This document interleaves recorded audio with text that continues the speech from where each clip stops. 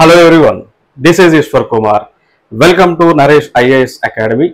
So ఇక్కడ మనకి మొన్నటి నుంచి కూడా న్యూస్లో ఒక అంశం కనిపిస్తూ ఉంది. అంశం వచ్చేసి ఈ పాకిస్తాన్కి చెందినటువంటి లష్కర్-ఈ తైబాకి సంబంధించినటువంటి ఈ ఉగ్రవాదులు ఎవరైతే ఉన్నారో సో వారు భారతదేశం చెందినటువంటి జమ్మూ అండ్ కాశ్మీర్లో ఉన్నటువంటి పర్యాటకుల పైన వారు విచక్షణ రహితంగా దాడి చేయడం జరిగింది. సో ఈ దాడిలో మనం చూసుకుంటే దాదాపు 26 మంది కూడా మరణించడం జరిగింది, కొంత క్షతగాత్రులు అవ్వడం జరిగింది. ఓకే, సో అయితే ఇక్కడ మనం చూసుకున్నట్లయితే దీనికి రెడల్యూషన్ గా మన గవర్నమెంట్ ఆఫ్ ఇండియా కొన్ని ఒప్పందాలను రద్దు చేయడం జరిగింది. లైక్ ఒక 5 డెసిషన్స్ ని గవర్నమెంట్ ఆఫ్ ఇండియా హుటాహుటిన తీసుకోవడం జరిగింది. మరి ఆ 5 డెసిషన్స్ ఏంటి, దాని వలన కలిగేటువంటి ఇంప్లికేషన్స్ ఏంటి, సో పాకిస్తాన్కి ఏ విధంగా నష్టం తీసుకొస్తాయి ఆ ఇంప్లికేషన్స్ అనేటువంటివి మనం ఈ వీడియోలోనే డిస్కస్ చేద్దాం. Right, let us start. So ముందుగా మనం చూసుకున్నట్లయితే లైక్ 26 టూరిస్టులు మరణించడం జరిగింది ఈ ఉగ్రవాదుల యొక్క దాడి వలన. విచక్షణ రహితంగా వారు ఒక రిలీజియన్ పాయింట్అవుట్ చేస్తూ కేవలం వారిపైనే వారు అటాక్స్ అనేటువంటి చేయడం జరిగింది. సో ఇది ఎవరు కూడా యాక్సెప్ట్ చేయకూడనటువంటి అంశం అనమాట.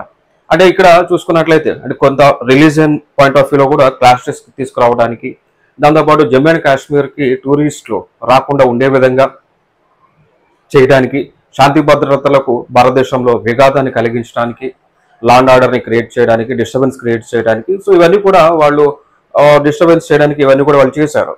ఓకే, వాళ్ళు చేయడం కూడా జరిగింది. ఓకే, ఎందుకంటే ఇప్పుడు ఈ నెల మనం చూసుకుంటే ఏప్రిల్ కానీ మేలో కానీ జమ్మూ అండ్ కాశ్మీర్ ప్రాంతానికి విపరీతంగా పర్యాటకులు వస్తూ ఉంటారు.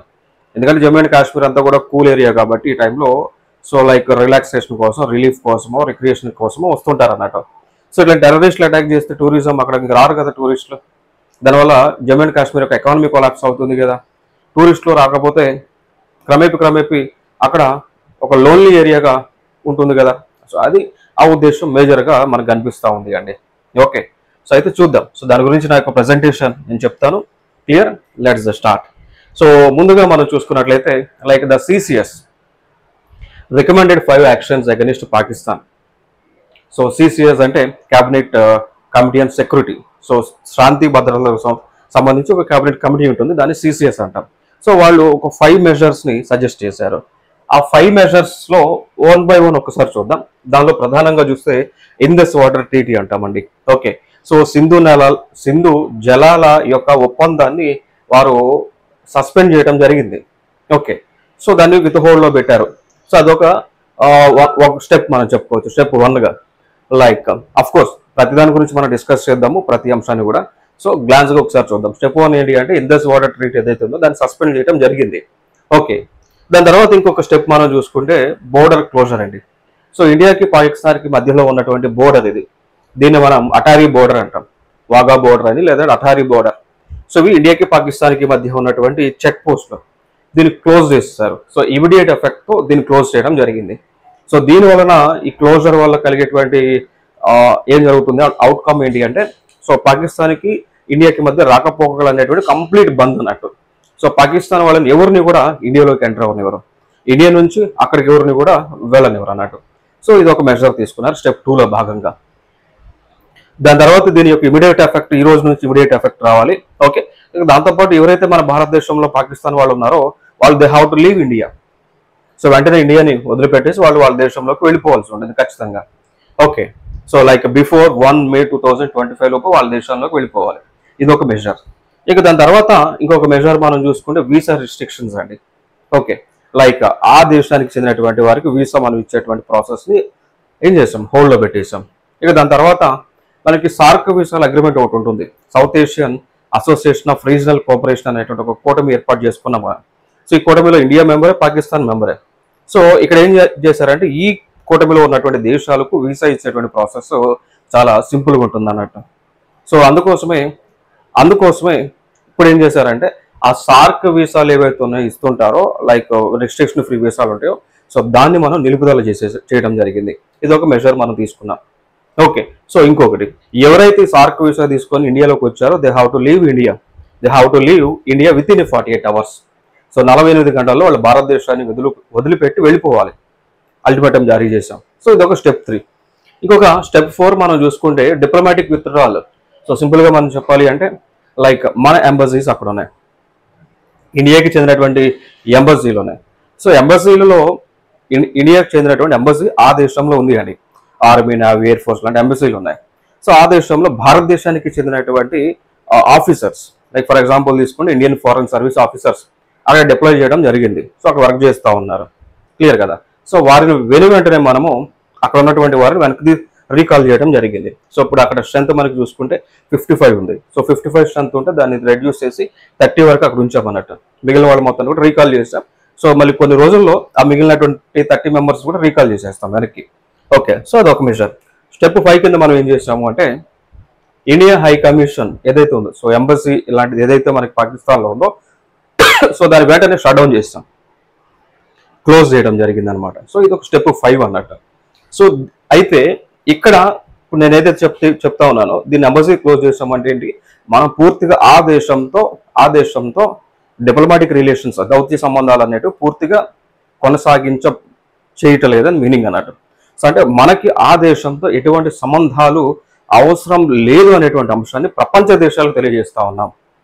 క్లియర్ కదా. ఎందుకంటే ఆ దేశం అనేటువంటిది టెర్రరిజానికి హబ్గా ఉంది. మనము ఇప్పుడు మన భారతదేశం డెవలప్మెంట్కి ఏ విధంగా హబ్గా ఉందో పాకిస్తాన్ అనేటువంటి ఒక దేశము టెర్రరిజానికి హబ్గా ఉంది. సో అట్లాంటి దేశంతో మనకి బంధాలు అవసరమా, బంధుత్వాలు అవసరమా లేదనేటువంటిది మనకు ఘాటుగా తెలియజేస్తా ఉన్నాం. సో ఇది మేజర్గా తీసుకున్నటువంటి 5 స్టెప్స్ ఇవి. అయితే ఇక్కడ మనకి చూడాల్సినటువంటి అంశం ఏంటి అంటే మేజర్గా ఇండస్ వాటర్ ట్రీటీ గురించి ఒక అంశాన్ని మనం డిస్కస్ చేద్దాం. అయితే ఈ ఇండస్ వాటర్ ట్రీటీ అని నేను ఏదైతే చెప్తా ఉన్నానో IWT అని అంటాం. సో ఇది జనరల్గా 1960లో, సో సెప్టెంబర్లో ఓకేనా. సో లైక్ సెప్టెంబర్లో 1960లో మనం యొక్క ఇండస్ వాటర్ ట్రీటీ చేసుకున్నాం. ఇది ఏ రెండు దేశాల మధ్య, ఇండియాకి పాకిస్తాన్కి మధ్య ఒక ట్రీటీ చేసుకున్నాం. సో దీంట్లో లైక్ మీడియేషన్గా వచ్చింది మాత్రం వరల్డ్ బ్యాంక్ వాళ్ళు మీడియేషన్కి రావడం జరిగింది. క్లియర్.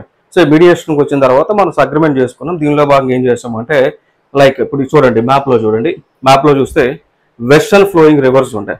ఓకే, మ్యాప్లో చూస్తే కనుక వెస్టర్న్ ఫ్లోయింగ్ రివర్స్ ఉంటాయి. అవన్నీ కూడా మనం పాకిస్తాన్కి అప్పచెప్పాం అన్నట్టు.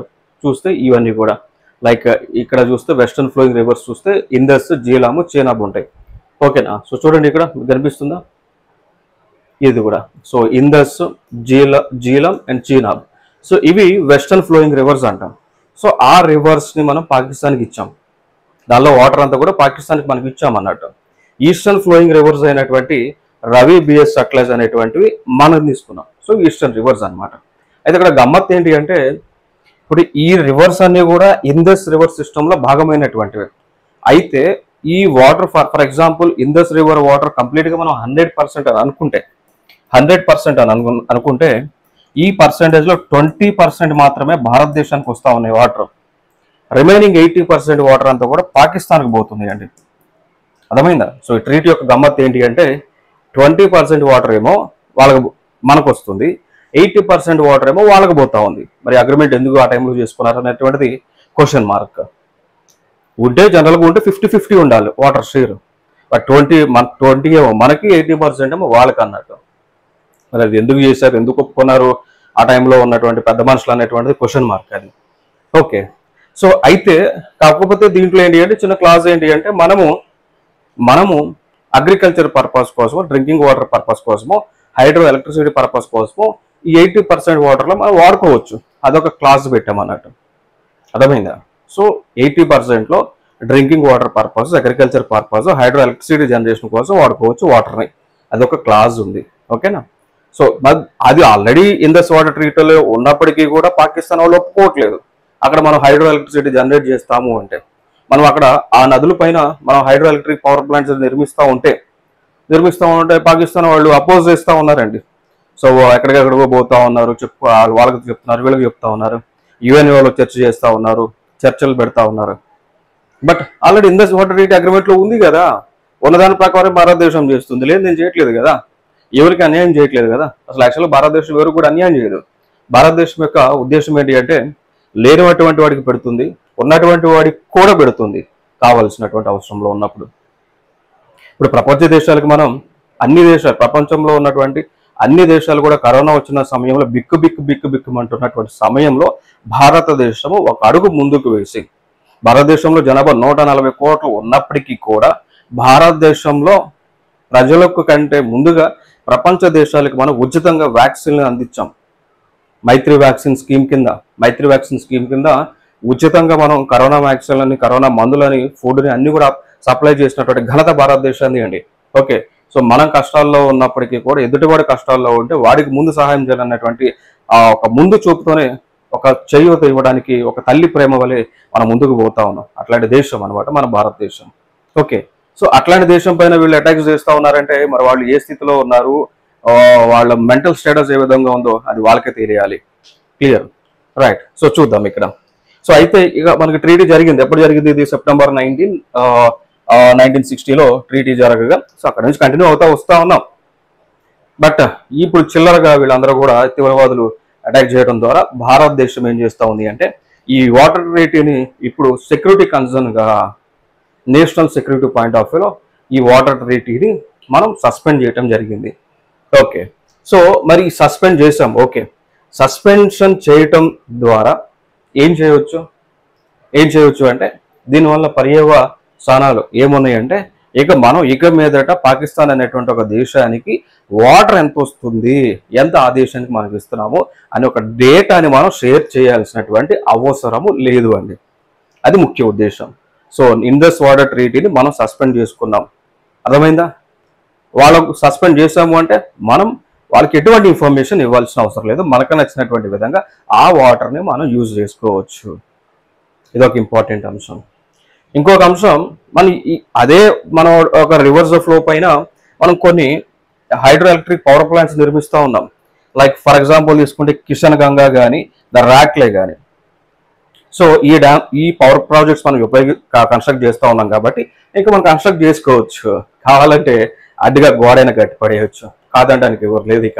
ఎందుకంటే వాళ్ళ దూల వాళ్ళు మనం అటాక్ చేశారు. రిటలియేషన్ మనం చేస్తాం, ఆటోమేటిక్గా చేస్తాం. ఇప్పుడు ఉక్రెయిన్ రష్యా యుద్ధం జరుగుతుంది. ఉక్రెయిన్ కొన్ని పనులు చేయడం వల్ల రష్యా వాళ్ళు అటాక్ చేస్తూ ఉన్నారు. జరుగుతూ ఉంది, ఎవరు అడ్డు చెప్పినా ఆపేది లేదు అన్నట్టు రష్యా ఉక్రెయిన్ యుద్ధం జరుగుతుంది. ఈ మధ్యన పాలస్తీన్ ఇజ్రాయెల్ యుద్ధం జరుగుతూనే ఉంది. ఓకే, రేపొద్దున కూడా పాకిస్తాన్ వాళ్ళు కూడా విననప్పుడు వీ కెన్ గో. సో మనకి డిఫెన్స్లో ఉన్నటువంటి వాళ్ళు అఫెన్స్లోకి వెళ్ళవచ్చు, తప్పులేదు కదా. ఇప్పుడు ఎందుకంటే ముందు వాళ్ళు అటాక్ చేశారు కాబట్టి మనకు పాలసీ ఉంది, నో ఫస్ట్ అటాక్ అనేటువంటి పాలసీ. అది మనం సైలెంట్గా ఉంటున్నాం. ఇప్పుడు వాళ్ళు ఏం చేశారు, వాళ్ళు అఫెన్స్లోకి వచ్చారు, మనం డిఫెన్స్లో ఉన్నాం. ఇప్పుడు మనం ఏం చేయాలి, డిఫెన్స్ కాదు అఫెన్స్లోకి వెళ్ళొచ్చు, వెళ్ళినా తప్పు లేదు. రేపొద్దున ఇంకా పాకిస్తాన్ దిగి రాకపోతే అదే ఇండస్ నది పైన మనం కంప్లీట్గా బ్లాక్స్ వాటర్ అసలు ఆ దేశానికి పోకుండా మనం రెస్ట్రిక్ట్ చేయడానికి కూడా పాసిబిలిటీ ఉంది. ఎందుకు అంటున్నాను అంటే ఈ ఇండస్ రివర్ సిస్టంలో ఉన్న రివర్స్ ఏవైతే ఉన్నాయో ఇవన్నీ కూడా ఆర్జిన్ పాయింట్ ఇండియా మీద నుంచే పోవాల్సి ఉంటుంది. ఇప్పుడు ఇదంతా కూడా మన కంట్రోల్ తెచ్చుకున్నాం. ఆక్యుపైడ్ కాశ్మీర్ మన కంట్రోల్లో తెచ్చేసుకున్నాం. ఇండస్ రివర్ ఫ్లో ఇట్లా ఉంది, తెచ్చుకుంటే మన పర్మిషన్ లేకుండా వాటర్ కిందకు పోదు. మన ఏరియా కాబట్టి మన డ్యామ్స్ కట్టుకోవచ్చు, ఏదైనా కట్టుకోవచ్చు. మన ఏరియా ఇదంతా మన ఏరియా కాబట్టి మన డ్యామ్స్ కట్టవచ్చు, ఏమైనా కట్టవచ్చు. అప్పర్ ఏరియాలో ఉన్నాం కాబట్టి, అంటే సత్సంబంధాలు లేవు కాబట్టి మనం ఏదైనా చేసుకోవచ్చు. ఇప్పుడు ఆ పాసిబిలిటీ మనకు ఉంది. ఓకే, చూద్దాం ఫ్యూచర్లో ఏం చేస్తారు. సో మనము కనుక వాళ్ళకి వాటర్ని కనుక ఇవ్వకపోతే ఏం జరుగుతుంది, వాటర్ లేకపోతే ఏం జరిగిద్దండి, చనిపోతారు చాలామంది. కాకపోతే ఇక్కడ సివిలియన్స్ చనిపోతారు. అదొక మనం ఆలోచించదగ్గ విషయం. అంటే డిప్లొమాటిక్ కంట్రీస్ అయినప్పటికీ కూడా మనం మానవతావాదంతో ఆలోచిస్తాం, వాళ్ళలాగా మూర్ఖులు కాదు కాబట్టి అక్కడ సివిలియన్స్ కొంచెం డ్యామేజ్ అవుతుంది కాబట్టి సో దానికి కొంచెం రిలాక్సేషన్ ఇవ్వచ్చు, మన గవర్నమెంట్ ఇవ్వచ్చు. ఎందుకంటే వాటర్ చాలా లైఫ్ సేవింగ్ కదా వాటర్ అనేటువంటిది. చూద్దాం, అంటే 100% కఠినంగా ఉండాలి. బట్ ఆ కఠినత్వం సివిలియన్స్కి డ్యామేజ్ జరగకుండా అట్లా కూడా ఆలోచన చేయడానికి మన గవర్నమెంట్ ముందు ఉంటుంది. ఎందుకంటే మన దేశం యొక్క ప్రేమ తల్లి ప్రేమ లాంటిది అన్నట్టు. ఓకే, సో కష్టంలో ఉన్న నష్టం జరిగిన చేయూతనిస్తాం. బట్ అది వాళ్ళు చెరగనితనంగా తీసుకుంటున్నారు. అదొక క్షమించరా అనేటువంటి ఒక పరిస్థితి వాళ్ళది. ఓకే, నెక్స్ట్ చూద్దాం.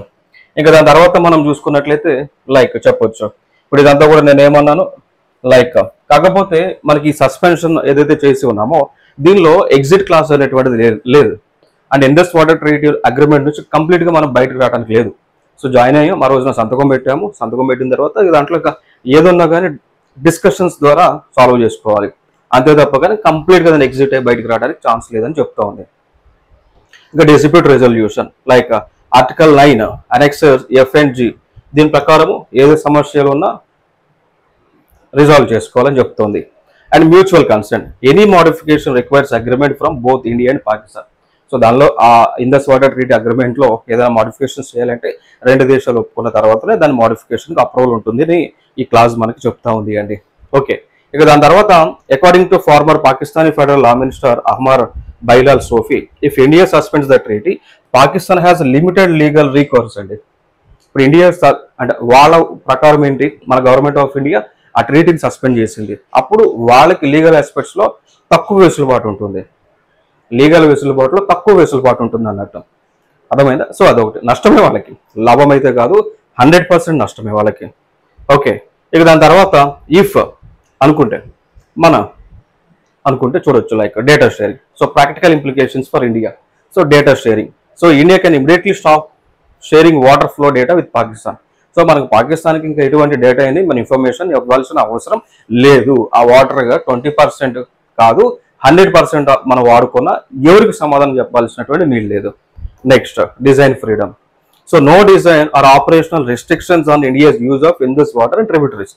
సో ఇప్పుడు సస్పెండ్ చేస్తాం కాబట్టి మన డ్యాములు కట్టుకోవచ్చు, ప్రాజెక్టులు కట్టుకోవచ్చు, ఏదైనా కట్టుకో, అడ్డు చెప్పడానికి లేదు. అడ్డు చెప్పినప్పుడు ఆ రోజు చూద్దాం కదా. Next storage rights. So India can create storage facilities on western reverse. ఇప్పుడు అర్థమైంది కదా. సో ఇప్పుడు వెస్టర్న్ రివర్స్ పైన సో ఇండస్ జలం చీనా ఏదైతే మనం పాకిస్తాన్కి అని చెప్పేసి ఇచ్చామో 80% వాటర్ షేర్, దానిపైన స్టోరేజ్ ఫెసిలిటీని మనం ఏర్పాటు చేసుకోవచ్చు, లైక్ డ్యామ్స్ కట్టుకోవచ్చు. అవసరం అనుకుంటే ఈ వాటర్ ఆ దేశానికి పోకుండా అడ్డు కట్టేసుకోవచ్చు. ఏద్దాం ఫ్యూచర్లో మనమే దానికి డ్యామ్కి గేట్లకి పెట్టుకొని గేట్కి లాక్ పెట్టుకొని ఆ కీ కూడా మన దగ్గరే పెట్టుకుందాం ఫ్యూచర్లో పాకిస్తాన్ దిగలేకపోతే. Next reservoir management. So India can undertake reservoir flushing on the Kishan Ganga project increasing dam life span. So కంప్లీట్గా so further Kishan Ganga hydro power plant ఏదైతే ఉందో ఆ డ్యామ్ ఏదైతే ఉందో దాని యొక్క కంట్రోల్ అంతా కూడా బాధ్యత ఇండియా తీసుకోవచ్చు అన్నట్టు మొత్తం కూడా. Okay, next practical implications for Pakistan. So Pakistan కొన్ని ఇంప్లికేషన్స్ ఏంటి అంటే లైక్ వాటర్ సెక్యూరిటీ అండి. So potential uncertainty in water supply from western reverse that Pakistan has control since 1960. ఇప్పుడు 1960 నుంచి కూడా ఇండస్ వాటర్ ట్రీటీ ప్రకారం వెస్టర్న్ రివర్స్ అనగా ఇండస్ జీలం చీనా ఏవైతున్నాయి అవి పాకిస్తాన్ కంట్రోల్లో ఉంది కాబట్టి వాళ్ళు నచ్చినట్టు వాడుకున్నారు. ఇప్పుడు అది కుదరదు, ఇండియా ఆ ట్రీటీని సస్పెండ్ చేసింది. సో ఈ వెస్టర్న్ రివర్స్ పైన పూర్తి హక్కులు పాకిస్తాన్కి లేవు, మనం వాటర్ ఆపాలనుకుంటే ఆపుకోవచ్చు. సో అది వాటర్ సెక్యూరిటీ వాళ్ళకి ప్రాబ్లం అన్నట్టు. Next infrastructure concern. Uncertainty about India's future infrastructure development and shared reverse. ఇప్పుడు మనకు ఆ 3 రివర్లు ఏవైతే ఉన్నాయో వాటి పైన ఏ డ్యామ్స్ కట్టినా వాటి యొక్క ఇన్ఫర్మేషన్ పాకిస్తాన్కి ఇవ్వాలి డేటా షేరింగ్ ప్రకారం. ఇప్పుడు అసలు డేటా షేరింగ్ లేదు, అగ్రిమెంట్ లేదు కాబట్టి మనం ఏదైనా చేసుకోరా బాయ్ చేసుకుందాం మనం, వాళ్ళకి చెప్పాల్సినటువంటి లేదు. Next economic impact. Possible effects on agriculture. ఖచ్చితంగా ఇప్పుడు వాటర్ లేని అగ్రికల్చర్ ఏం చేస్తారు, డ్రింకింగ్ వాటర్ ఎక్కడ నుంచి అందుతుంది వాళ్ళకి, ఎలక్ట్రిసిటీ ఎట్లా జనరేట్ చేస్తారు, అదంతా కూడా ఇంప్లికేషన్స్ కదా పాకిస్తాన్ వాళ్ళకి. మరి ముందు ఆలోచించుకోవాలి కదా, ఇండియా పైన అటాక్ చేసే ముందు ఇవన్నీ జరుగుతాయన్న విషయం ముందుగా ఆలోచించాలి కదా అనొచ్చు. వాళ్ళ ఆలోచన శక్తి ఉంటే అసలు ముందు ఇండియా పైన అటాక్ చేస్తారు, ఎందుకు అటాక్ చేస్తారు, అట్లా ఆ దీనస్థితిలో వాళ్ళు ఎందుకుంటారు తెలియచ్చు కదా మీకు, అంతే కదా. Next monitoring challenges. Loss of transparency without India's water flow data sharing. So ఆటోమేటిక్గా మనం డేటా షేరింగ్ ఇవ్వట్లేదు కాబట్టి ట్రాన్స్పరెన్సీ లేదు, ఏమీ ఉండదు అక్కడ. Next after that so short term versus long term impacts మనం చూసుకుంటే లైక్ ఎఫెక్ట్స్ మనం చూసుకుంటే ఇమీడియట్ ఇంపాక్ట్ వచ్చేసి మనం సస్పెన్షన్ చేస్తున్నాం. ఓకేనా, లైక్ ఇండస్ వాటర్ ట్రీటీ అగ్రిమెంట్ని we're immediately suspending it. Okay, so we're not going to share the information to them. ఓకేనా, సో ఇది ఒక ఇమీడియట్ ఇంపాక్ట్ అది. దాని తర్వాత the most immediate effect will be the cessation of data sharing and ability for India to stop Pakistan officials. So ఫైనల్గా ఇంకొక impact ఏంటి అంటే డేటా షేరింగ్ ఎట్టి పరిస్థితుల్లో ఇవ్వము.